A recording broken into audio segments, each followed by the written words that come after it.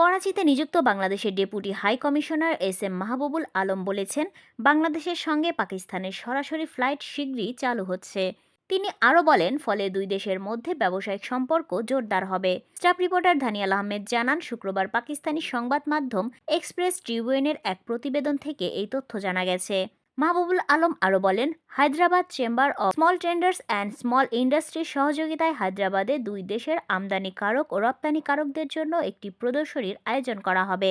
এছাড়াও মাহবুবুল আলম ২০২৫ সালের জানুয়ারিতে ঢাকায় অনুষ্ঠিতব্য বার্ষিক বাণিজ্য প্রদর্শনীতেও অংশগ্রহণের জন্য পাকিস্তানের ব্যবসায়ী সম্প্রদায়কে আমন্ত্রণ জানিয়েছেন। তিনি বাংলাদেশকে অত্যন্ত আকর্ষণীয় বাজার হিসেবে বর্ণনা করেন এবং ঢাকায় একটি প্রতিনিধি দল পাঠাতে বলেন। তিনি ব্যবসায়ীদের ভিসা প্রক্রিয়া পর্যবেক্ষণ ও ত্বরান্বিত করতে প্রতিশ্রুতিবদ্ধ।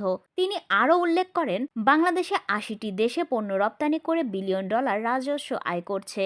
তিনি পাকিস্তানের সঙ্গে শক্তিশালী বাণিজ্য সম্পর্কের মাধ্যমে আরও সম্প্রসারণের প্রয়োজনীয়তার উপর জোর দেন। বাংলাদেশের নাগরিকদের জন্য বিনামূল্যে ই ভিসা আবেদনের সুযোগ দিয়েছে পাকিস্তান।